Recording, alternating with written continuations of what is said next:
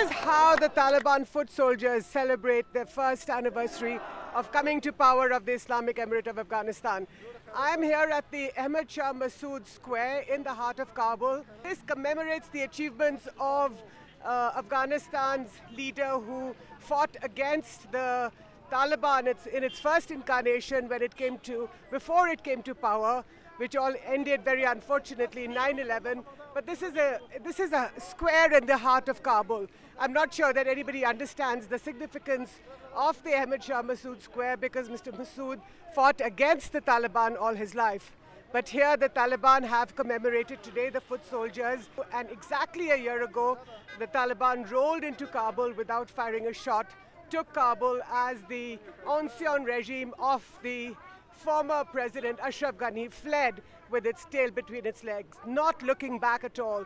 Those stories still resonate right here in Kabul, when Ashraf Ghani, with a couple of his aides and confidants, including then National Security Advisor Hamidullah Mohib, fled Kabul within a few hours of reports that the Taliban was coming in. The soldiers belonging to the government abandoned their posts and caved in completely, not even allowing some sort of a dialogue or some sort of a compromise, a coalition that could have been formed by the democratic regime that was in place earlier, the Islamic Republic, and along with the Islamic Emirate. So when Ashraf Ghani fled, the Taliban walked into Kabul. It was a city theirs for the taking. They inherited a city, and this city is still pretty much on its knees even now. If you look at any of the socio-economic indicators, they're really, really quite terrible, whether it's maternal mortality, infant mortality, or anything else.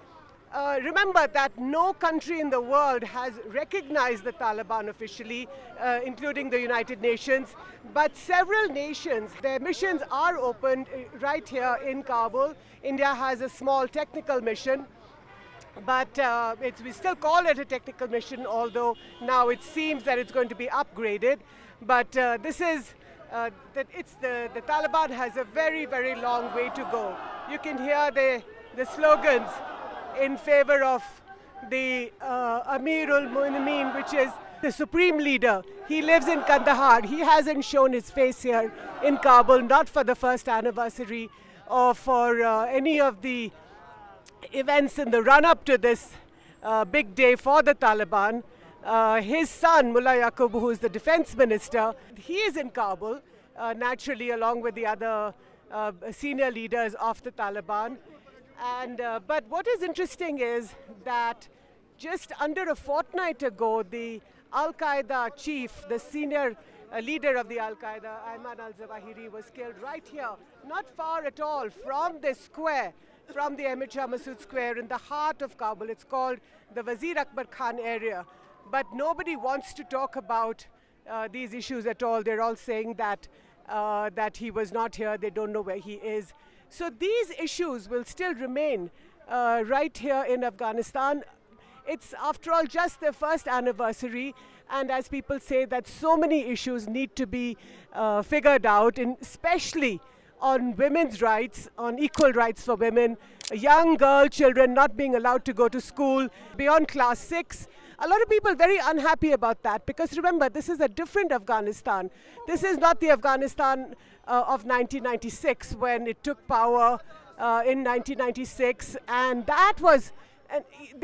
this country has had 20 years of freedom in many ways, and the liberal regimes that was led by Hamid Karzai first in 2002 after the Americans threw out the Taliban. The point that I'm trying to make is that this is a very different Taliban from 1996 to 2001.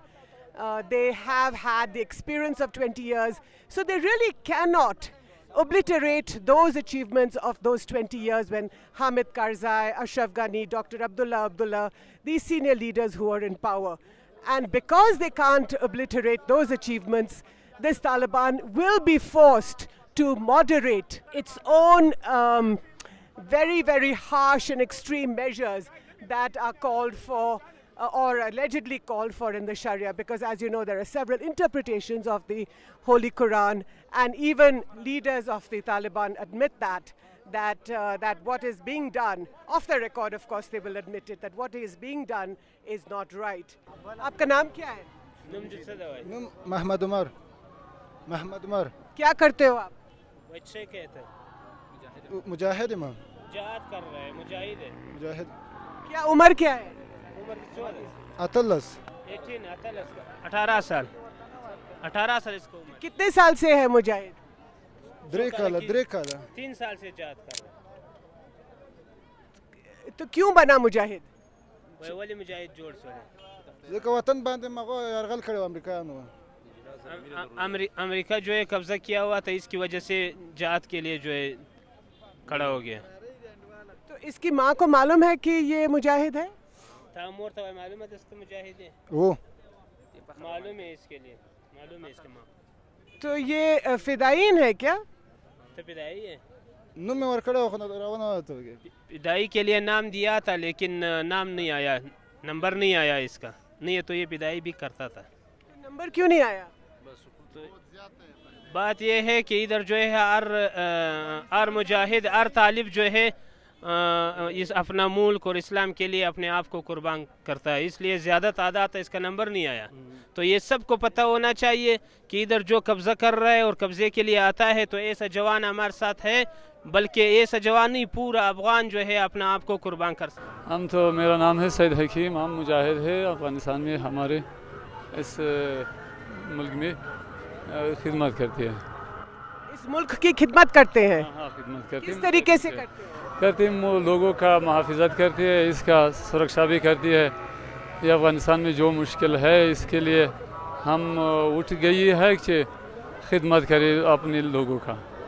تو آج جو ہے طالبان کی ایک سالگرہ ہے کہ 1 سال پہلے طالبان ادھر کابل کے اندر آیا تھا, تو اس پچھلے 1 سال میں کیا فرق آپ کو دکھا ہے؟ فرق تو بہت زیادہ ہے. پچھلے جو مشکل تھا افغانستان میں, ابھی الحمدللہ وہ مشکل نہیں ہے. امن ہے, امنیت ہے, سکون ہے لوگوں کے لیے, اور سب مشکل حل ہو چکا ہے اب تک. لیکن جو ہم سن رہے ہیں ادھر ہندوستان کے اندر, ہم نے یہ سنا ہے کہ عورتوں کے بارے میں بہت ساری مشکلیں ہیں, چھوٹی بچیوں کو اسکول نہیں جانے دے رہے ہیں. تو کیا آپ کو لگتا ہے کہ یہ صحیح ہے کہ چھوٹی چھوٹی بچیوں کو اسکول نہیں جانے کی اجازت ملنی چاہیے؟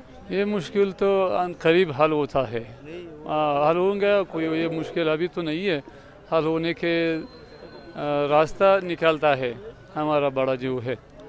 تو آپ کو لگتا ہے کہ لڑکیوں کو اسکول بھیجنا چاہیے؟ ہاں بھیجنا تو چاہیے, بھیجنا تو چاہیے, بھیجنا بھی گیا. ابھی تو 6 سے اوپر جماعت تک وہ اجازت ہے ان لوگوں کو. جو بقایا جو بڑی ہے وہ جو ادھر یعنی کہ یونیورسٹی بھی جاتی ہے, اس کو ابھی فی الحال ہم کو سہولت نہیں ہے میسر. جب سہولت میسر ہوتا ہے تو ہم لازمی اس کو اجازت دیں گے. لیکن آپ مجھے یہ بتائیے, آپ سب بتائیے کہ لڑکیوں کو اسکول بھیجنا چاہیے؟ بھیجنا چاہیے. نه پیګورته وای ماشومان د جلکیانې وای مکتب ته پرېږدی وای ولې پاینده کې وو ولې نه. آپ بولو. ہاں بھیجنا چاہیے. بھیجنا چاہیے. جی ہاں بھیجنا چاہیے. تو ابھی جو اسکول نہیں بھیجتے ہیں بڑی لڑکیوں کو 7 کلاس سے آگے, تو یہ غلط ہے؟ ہاں غلط تھی. غلط تو نہیں ہے. بڑوں کا جب امر ہوتا ہے نا, اس کی اجازت دینا ہی ہے. شرائط جو شرائط ہے وہ شرائط پورا ہونے کے بعد انشاءاللہ. بہت سی یہ بھی مانا جاتا ہے کہ بہت سے جیسے عورتیں ہیں ان کو کام کرنے کی اجازت نہیں ہے. اجازت تو دینا ہے, جو شرائط پورا ہونے کے لیے تھوڑا وقت چاہیے, اس کے بعد انشاءاللہ اجازت دے گا.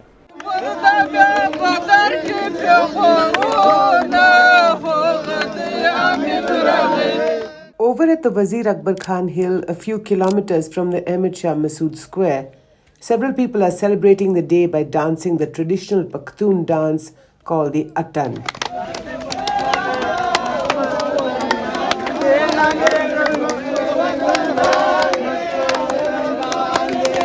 This is Jyoti Malhotra for ThePrint in Kabul, Afghanistan.